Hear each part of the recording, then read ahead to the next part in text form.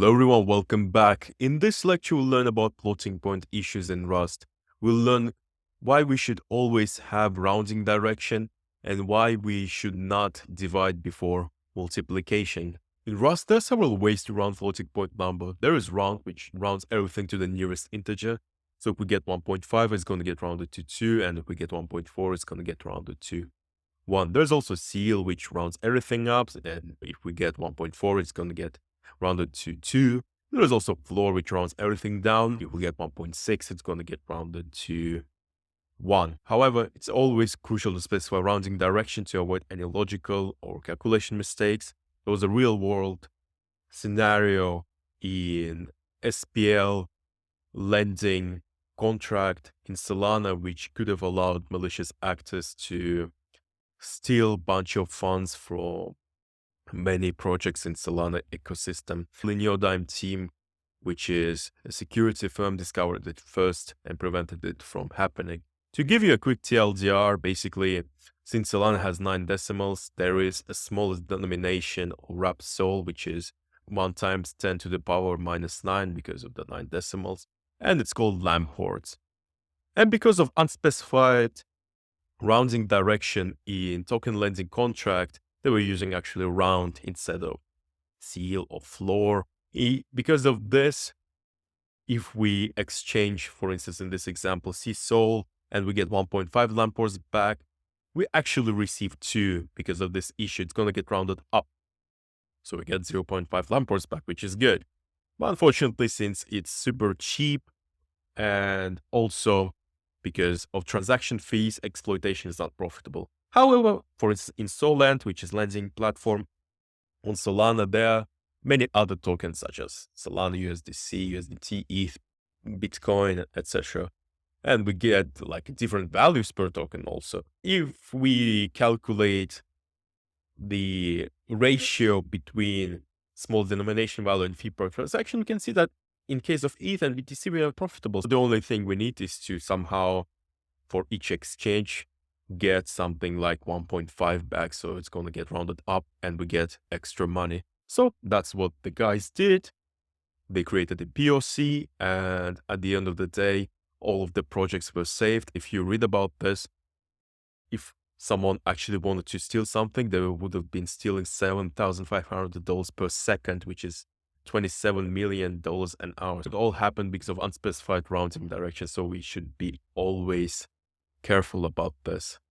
All right, let's move on to division before multiplication. If we try to divide before multiplying, we may have a precision loss or even totally incorrect value returned.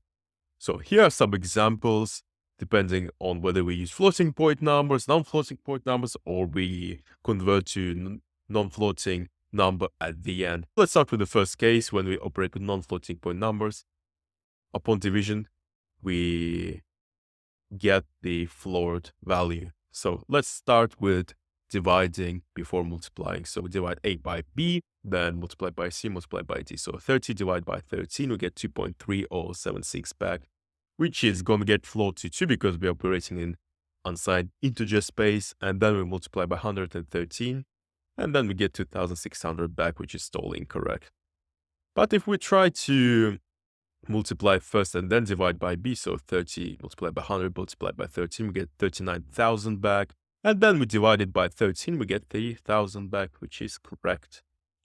And when we operate with floating point numbers such as F64 or F32, there'll be floating point errors. So let's start by dividing first. We divide 30 by 13, multiplied by 100, and multiply by 13. In that case, we get 2,999 with a bunch of 9s back, 5 at the end, which is incorrect. But if we try to multiply first, 30 multiplied by 100 and multiplied by 13, and then divided by 13, then we get 3,000 back, which is correct. And in the last case, we do everything in floating point numbers, but at the end, we convert it to non-floating point number. So if we divide first, we get 2,999 back with a bunch of 9s at the end and 5. And when we convert everything to unsigned integers, everything gets stripped from here and we get 2,999 back. And in this scenario, we multiply first and then divide by 13 and we get 3,000 back, which is correct. I made a mistake. I should have put like dot zeros in here. Yeah, we'll fix it. In this code example, we have a bunch of functions that emulate all of those scenarios from here. And I guess it's going to be better if we hop in right now into a code so I can show everything in action. All right, let's start with rounding direction. Let's assume there is a reward calculation for users.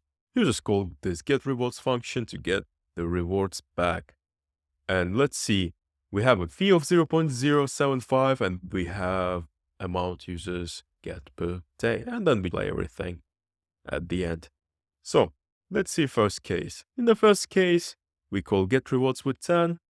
It's going to yield 1.5. And at the end, we call round. Since it rounds to the nearest integer, it's going to get rounded to 2. In this scenario, we call seal. So same thing, 1.5 is going to get rounded to 2. And in this scenario, since we're calling floor, 1.5 is going to get rounded to 1. And depending on the use case, if we don't want to give users additional money, you may consider using floor instead of seal or round.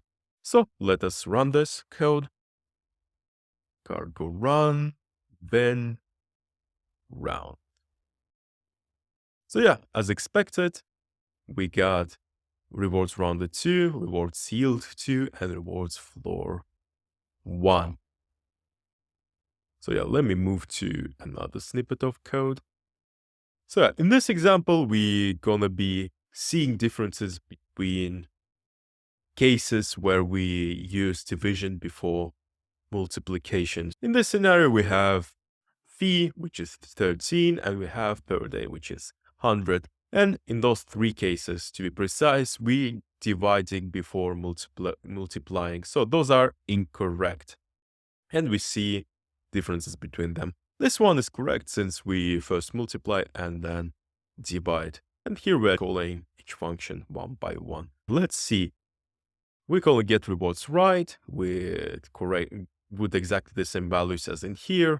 So 30 multiplied by 100 multiplied by 13, since we multiply first, we get 39,000 back. And after division by 13, we get 3,000, which is totally correct. In this example, we're operating in unsigned integer space. When we divide 30 by 13, we get 2.3076 back. But since we're operating in unsigned integer space, we get 2 back. So the value gets floored to 2. And then we multiply 2 by 113 and we got 2,600 back, which is totally incorrect. And in this example, we operate in floating number space. So we divide 30 by 13 and then multiply by 100 and multiply by 13. And we get 2,999 with a bunch of 9s and 5 back, which is also incorrect. And in this example, we're doing exactly the same thing as in here, but at the end, we convert everything to U128. Here we divide 30 by 13, multiply by 100, multiply by 13. We get 2,999 back, a bunch of 9s and 5. And at the end, since we converted to unsigned integers, everything gets stripped and we get 2,999 back, which is incorrect. Let me just run this piece of code so that you can see it in action. All right, as expected, the correct one is 3,000, and these are a bunch of incorrect ones. All right, that's all for this video. See you in the next lecture.